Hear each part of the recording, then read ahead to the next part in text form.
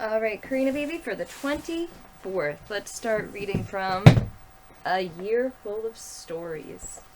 Mama starts needing to just do this during the day because at nighttime it's really hard for the light. June, July.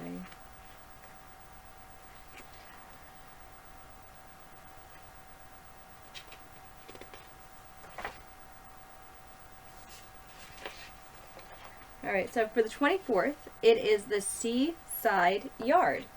There you go. Let's see what's going on with the Seaside Yard today. It was summer vacation one afternoon. Toby and Sarah were playing in the yard. Mama and Papa were at work, and Grandpapa was looking after the children. It was hot and sunny. The houses all around seemed to make the day feel even hotter. "I wish I were at the beach today," said Toby. "You're going in 2 weeks," said Grandpapa. "When Mama and Papa begin their vacation." 2 weeks, sighed Sarah. "I can't wait that long." Grandpapa knew how they felt. "Perhaps we could make a beach in the yard," he said. "Let's see what we can find." That's a good idea. Grandpapa is very smart. He's using what he has. First, Grandpapa looked in the garage. He found Toby and Sarah's old wading pool stashed in the back. The children helped to carry it into the yard, and Grandpapa said, "Now for the hose." Toby held the hose where Sarah turned on the top. Whish! Water squirted into the pool, and soon it was full. "Time for a swim," said Grandpapa. The children raced indoors, changed into their swimsuits, and splash, splosh, jumped into the wading pool. They were splashing around when Mrs. Dickens, who lived next door, leaned over the fence. "We're swimming in the sea," said Toby. "Are you now?" said Mrs. Dickens. "Well, I've got some rocks and sand left over from my new rock garden, and an old wash basin. You can make a rock pool." "Thank you," said Sarah. So Grandpapa took the wheelbarrow and fetched the rocks, sand, and basin from Mrs. Dickens. Then Toby and Sarah had fun making the pool. They put little stones in the water, and Toby fetched a sailboat from the bathroom. While they were playing, Mrs. Dickens leaned over the fence again. She was holding 3 big ice cream cones. "You can't have a beach without ice cream," she said, holding one each to Grandpapa and the children. Later that afternoon, Mama and Papa came home from work. They found Sarah and Toby fishing in the rock pool. Grandpapa was dozing on the lawn chair. "We're at the beach," said Toby. "Oh, I can see that," said Papa. "Well," said Mama, we better have a clam bake for supper." "Can Mrs. Dickens come too?" asked Sarah. "Of course," said Mama. "We'll all eat out at the seaside." Oh, and they included everybody, including Mrs. Dickens. That's a beautiful story of good imaginary play, right? It's good to use your imagination. It's good to take vacations within your own space, right? Staycations are so much fun. They get to stay where they are and be at the beach. They have everything they need. Nothing wrong with that. Alright, so we are on the Princess Carpillon. I'm sorry, I was so tired the other day.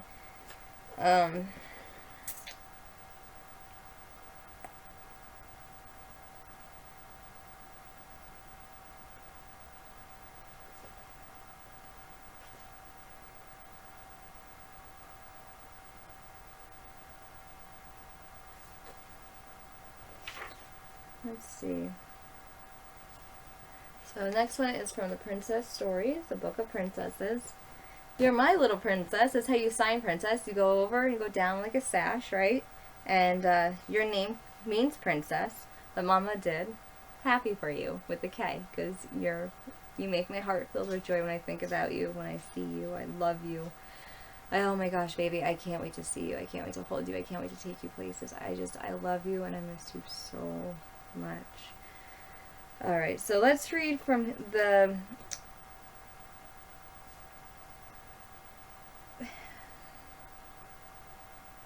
One day, as Carpillon was taking shelter under a large rock with her cow, from the weather was frightfully bad, and the thunder, lightning, and the hail made her tremble. Prince Basu and all of his followers, who were soaked through by the rain, came to take refuge under the same rock. Wait, are we this far?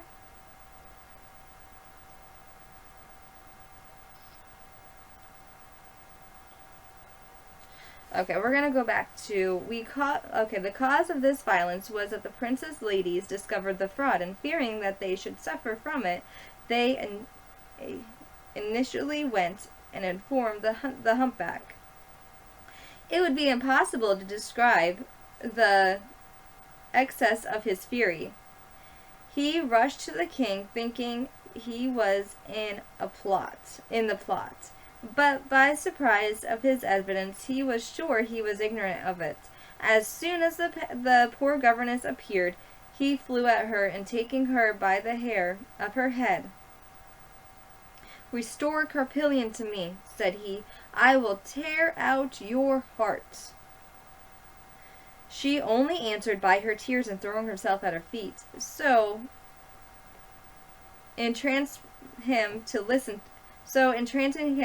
to her, but in vain. He dragged her himself into a deep dungeon, but he would have stabbed her 1,000 times if the king, who was good as his son was wicked, had not obliged him to let her live in the frightful prison. The enormous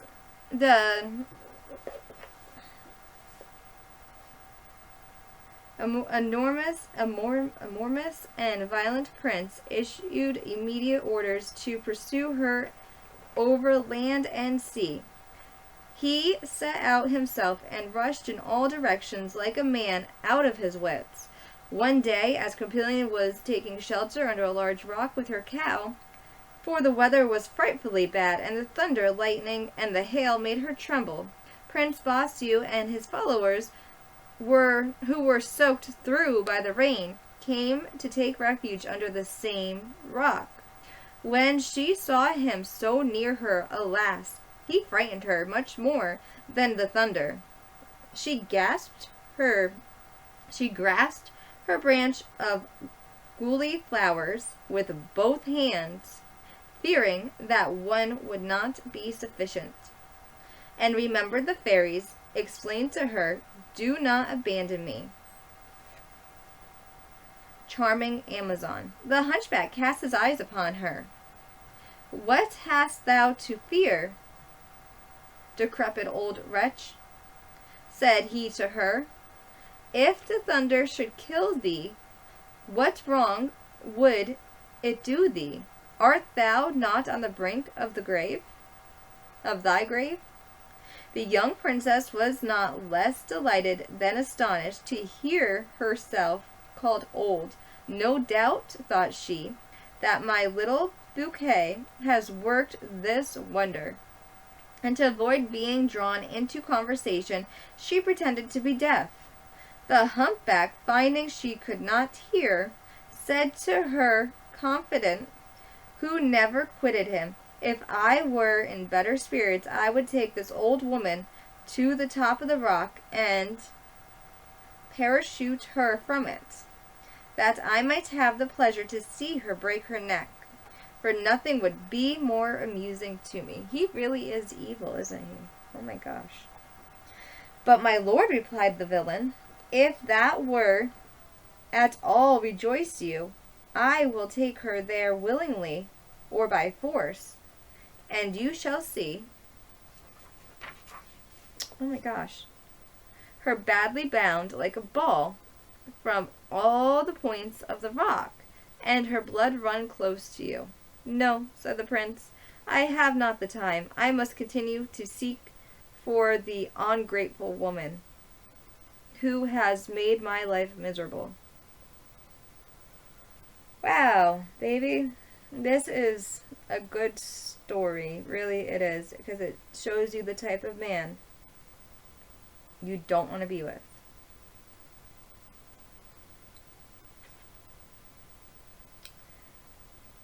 So saying, he put spurs on his horse, and he was soon out of sight.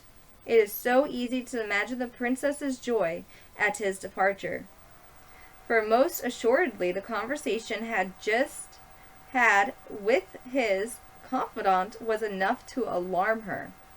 She did not forget to think of the fairy Amazon, of whose power she had just had a proof. And continuing her journey, she arrived in the plain where the shepherds had built their small cottage. They were very pretty, each of them with the garden and fountain, the valley of the Tempe, and the borders of the Lignon have boasted nothing more elegant. The shepherdess were more beautiful. The shepherds omitted nothing to please them. All the trees were engraved with 1,000 different kippers and love verses.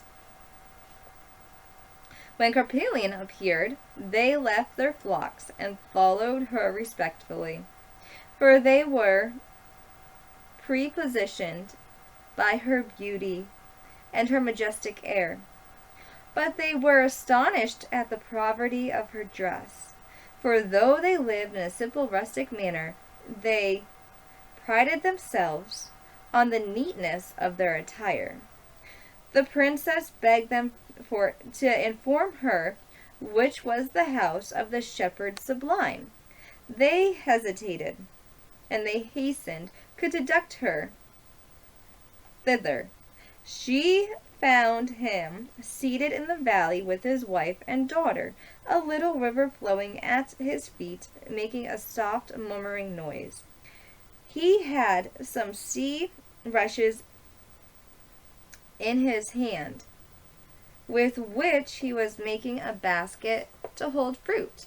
His wife was spinning, and his 2 daughters were fishing. When Carpillon drew near to them, she was impressed with a respect and an affection which surprised her.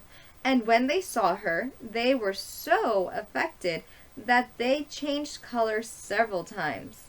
"I am a poor shepherdess," she said, humbly accosting them. I come from the fairy Amazon, whom you know, to offer me services.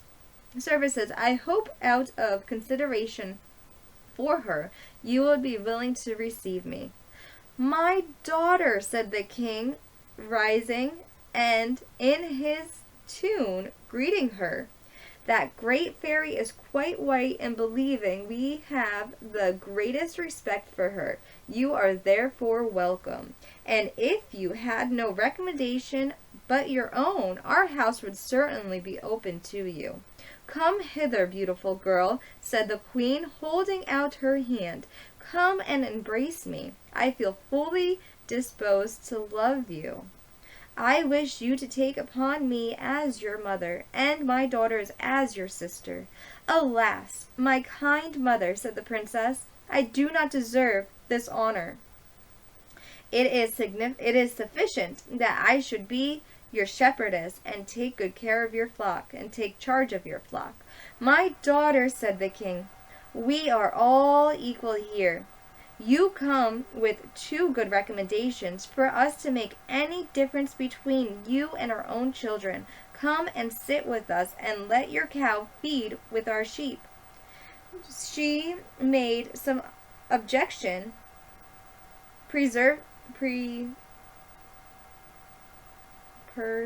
perseveringly insisting that she only come to take care of the house for them.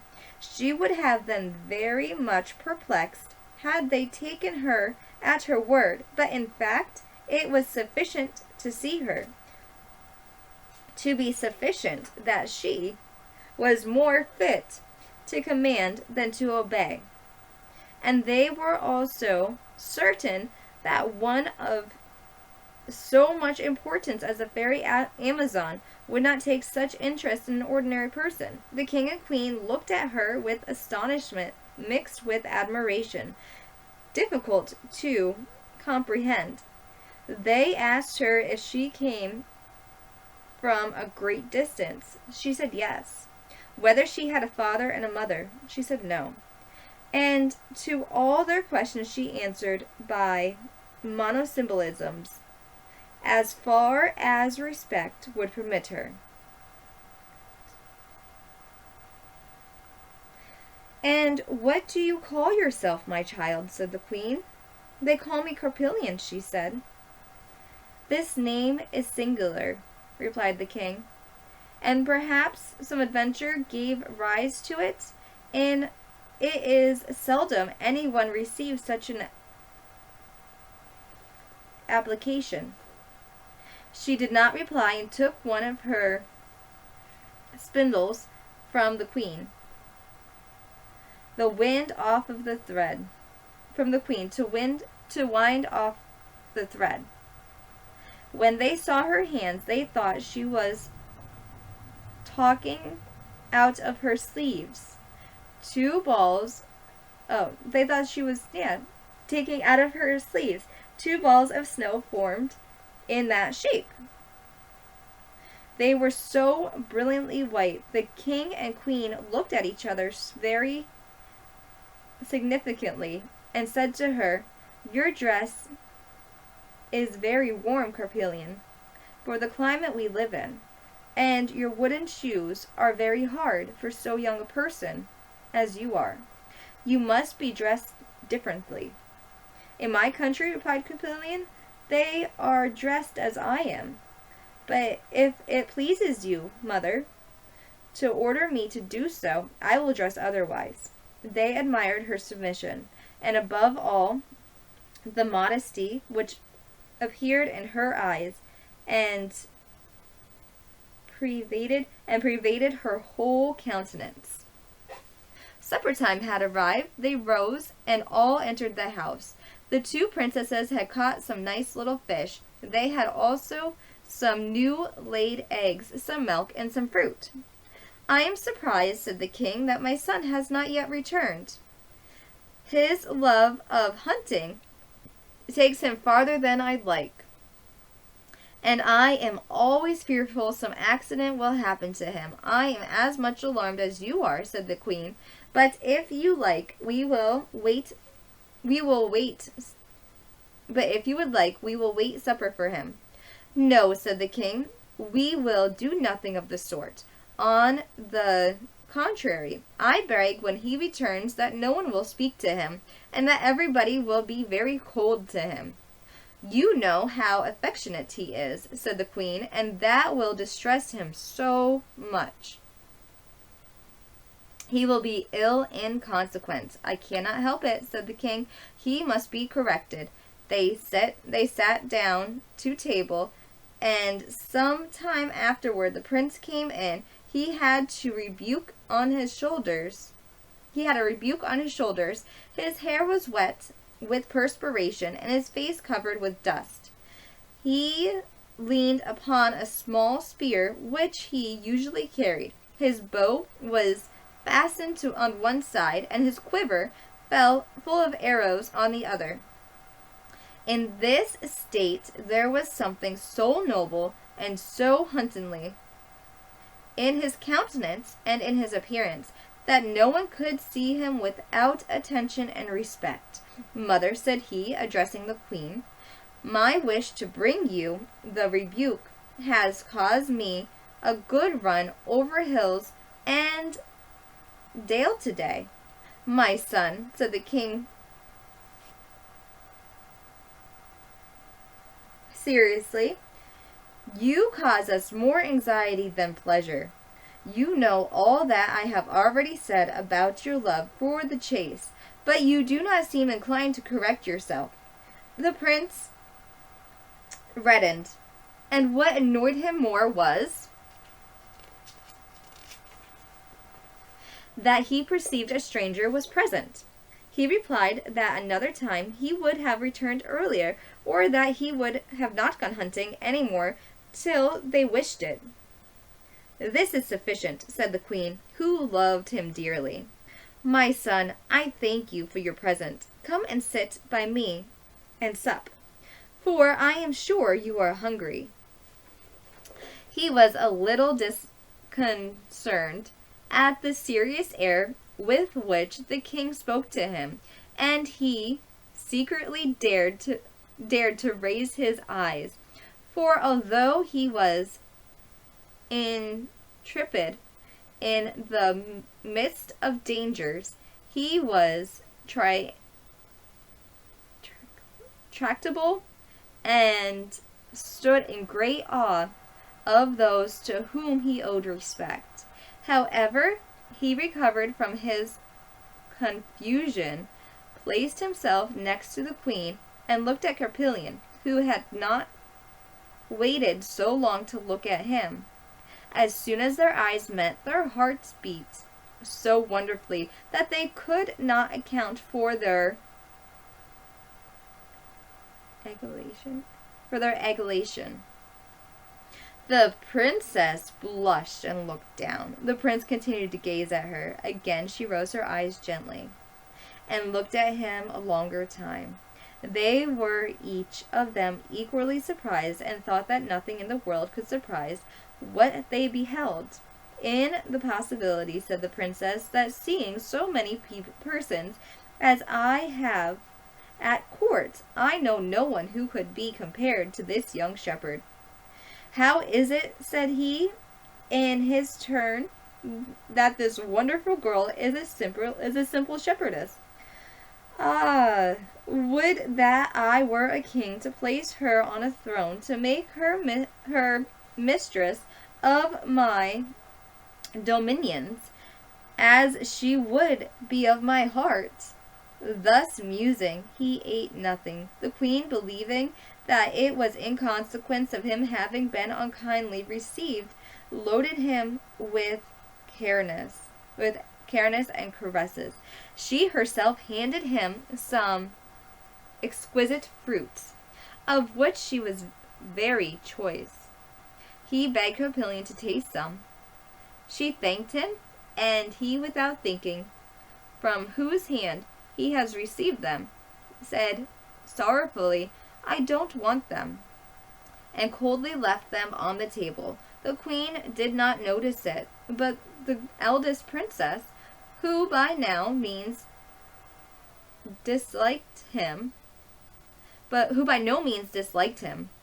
and could have loved him dearly, but for the difference she believed existed between his condition and hers, remarked it with some degree of vexation.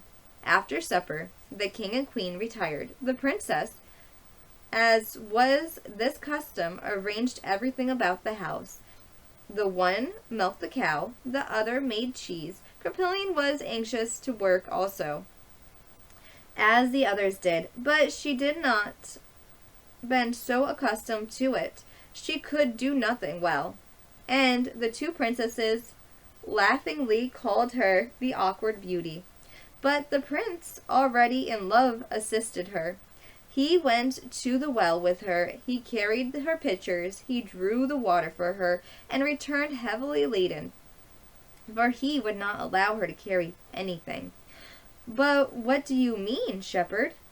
said she to him. "Must I be the young lady here? I, who have worked all my life, I came here to do nothing?" "You shall do whatever you like, charming shepherdess," replied he, "but do not refuse to accept my poor assistance on these occasions." They returned together sooner than they wished, for although he hardly dared to speak to her, he was delighted to be with her. Then each of them passed the sleepless night, which their inexperience prevented them from imagining the cause of. But the prince anxiously waited for the hour that he might again behold the shepherdess. Well, she already feared the time she should again see the shepherd. This new trouble that the sight of him had thrown her into devoured her attention from the other sorrows which opposed her. She thought of him so often that she scantly remembered Prince Bossu. Frinkle Fortune, she exclaimed, why hast thou bestowed so many graces, so fair a countenance, and such charms for a young shepherd, who is only destined to watch his flock, and on a great prince who has to govern a king, so much malice, ugliness, and disformity.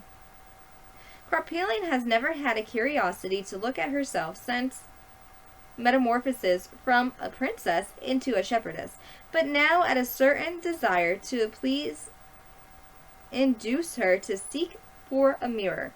She found the princesses, and when she saw her headdress and her gown, she was quite confused.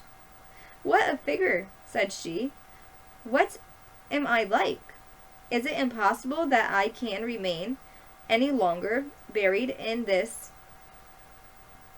coarse stuff? She took some water and washed her hands and face. They became whiter than iris. After this she sought the queen, and kneeling before her, she presented her with a beautiful diamond ring, for she had brought some jewels with her. My good mother, she said, some time ago I found this ring. I do not know its value, but I suppose it is worth some money.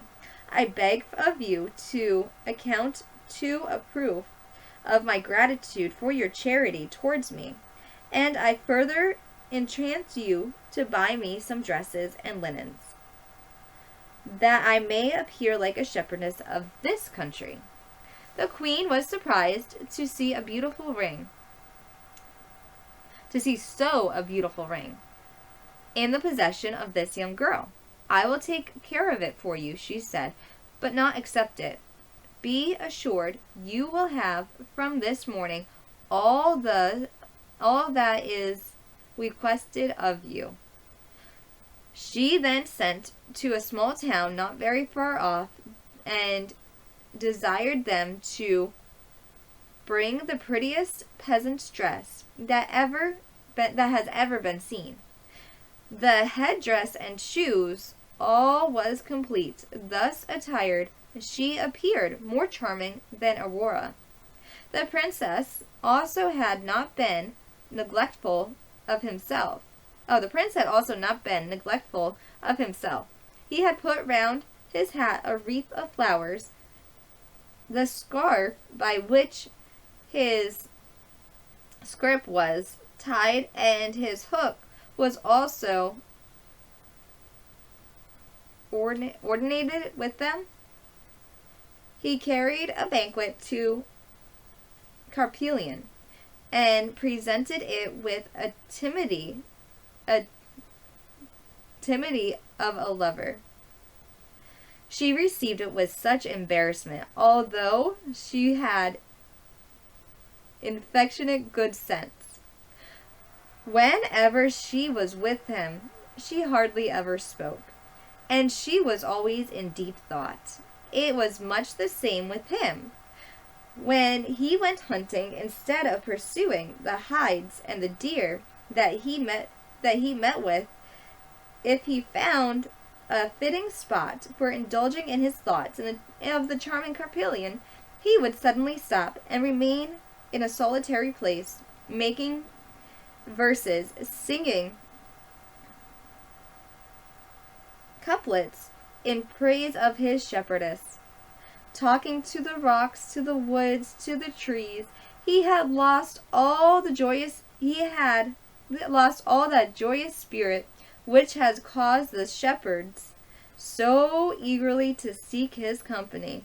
But as it is difficult to be much in love and not to fear those whom we love, he was so dreadfully afraid he should offend his shepherdess by declaring his position of her, that he dare not. Speak, and although he saw plenty enough, see, neither one of them are really talking to each other. They just like each other, right? So they're like, we're not going to talk. We're just going to be like admiring each other's beauty, right? So it's more lust right now than love. Let's see what happens. Speak, and although she saw plainly enough that he preferred her to everyone else, and that the preference ought to be assured, he of his sentiments, she was sometimes troubled at his silence, and sometimes she was pleased at it. If it be true, said she, that he loves me, he ought to receive such a declaration. If I am angry with him, I shall perhaps kill him. That was a lot. And if I am not angry at him, I shall die myself of shame and grief. What, born a princess, should I listen to a shepherd? Ah, what unworldly weakness! I will never consent to it. My heart should not change as I change my dress. And I have already many things to reproach myself with since I have been here. At the prince's natural voice possessed 1,000 charms, and as even if he could not have snug so well, the princess was so possessed in his favor, she would not have been less pleased to hear him. She often asked him to sing some little songs, and what he sang was so tender, and his accounts so touching, she could not break herself of the desire to listen to him. He had written some words that he repeated inconsistently, she being fully aware that she was the subject of him. They were as follows. If a goddess fond could be, who in beauty equaled thee, would she give my love to win all the wealth the world within? I with scorn would her deny, at thy feet to live and die. Although she pretended she paid no more attention to that than she did to others, she could not help invasing a preference for it, which grateful the prince, that inspired him with a little more boldness. He purposely repaired to a part of the riverside shaded by willows and low trees, where he knew Carpillon led her lambs every day. He took a bodkin, and he wrote up the bark a tree. In this spot I view in vain peace with all the pleasures reign. Even here love robes my breast, both of happiness and rest. That's what he carved in the tree. The princess surprised him as he finished those words.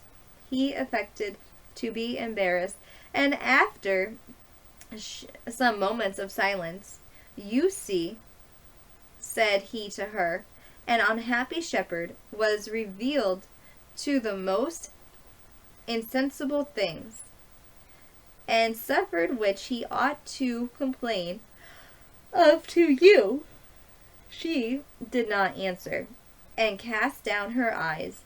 She affected him all the time he needed to declare his sentiments. While he was speaking, she considered within herself how she ought to receive that which she heard from lips that were not indifferent of hers to her, and she liking for him readily found an excuse. "He is ignorant of my birth," said she. "He timidly is palpable. He loves me that he thinks not that I am his superior. Even if he knew my rank, the gods who are so high above us do not covet human hearts. Are they angry because men love them?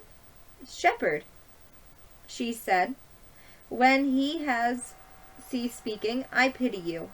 It is all I can. I will not love you. I have already too many other troubles. Alas, what would become of me if, to complete my misfortune? Oh my gosh, this book is so long, baby. I do want to see how it ends, though. I want you to see how it ends. It's not that much longer, I guess. Alright, so Princess Carpillon goes to 181. Oh no, 183. It goes to 184. And we are on 163.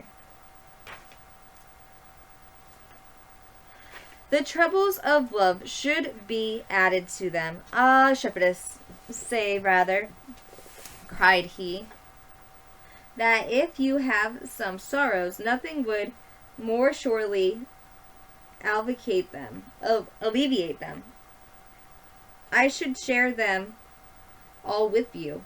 My only thought would be to please you, and you could trust me with the care of your flock. Would to heaven, she said, I have no others cause for uneasiness. Can you have any other? said he most earnestly. A being so beautiful, so young, without ambition, unacquainted with the vain governess of the court. But no doubt you love someone here. A rival makes you inexorable to me. Inexorable to me. In uttering those words, he changed color. He became sad, for this thought distressed him cruelly. I will admit you have a hate and detested rival. You would never have seen me, had I not been obliged to fly from his pressing impurities. Perhaps, shepherdess, you will fly from me, for the same reason. For if you hate him simply for loving you, I must be in your eyes the most hateful of men.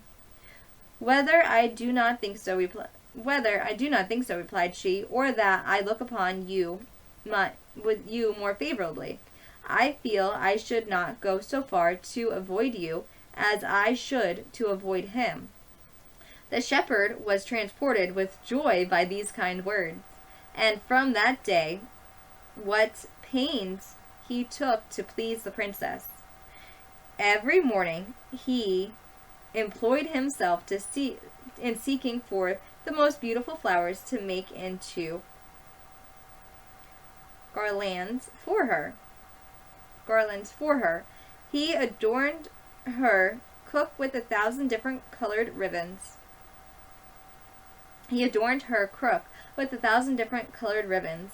He would not allow her to be exposed to the sun, and soon as she came with her flock to the riverside or to the woods, he twined branches, tied them quickly together, and made arbours with them, under which the turf formed naturally cushions to repose on. All the trees bore her kippers. He had carved verses upon them that spoke but of Carpillon's beauty. He sang but of her, and the young princess observed all these tokens of the shepherd's passion for her, sometimes with pleasure, sometimes with much uneasiness. She loved him without being quite aware of it. She dared not question herself on the subject, fearing she should find herself too fond of him. But when she entertained some fear, are we not already certain of the fact The attention of the young shepherd for the young shepherdess was no secret. Everybody saw it and approved of it. Who could blame it? In a place where all the world loved, they appeared. It was said, born for each other. They were both perfect. They were masterpieces of the gods, which fortune had confined to their little country. And everything should be done to retain them in it. Carpillon felt a secret joy in hearing from everyone the praises of the shepherd she thought so charming, and whenever she reflected on the difference of their rank, she grieved, and resolved to remain unknown, that her heart might be more at liberty. The king and queen, who loved her very much, were not at all displeased at this growing affection. They looked upon the prince and thought he were their son, and the many perfections of the princess were secretly less charming to them than to him. Was it not the Amazon who sent her to us? Said they. And did she not also come and fight the centaur in favor of the boy? No doubt this was fairy had detained them for each other. I think Sheriff is outside. Hold on. Let me go look.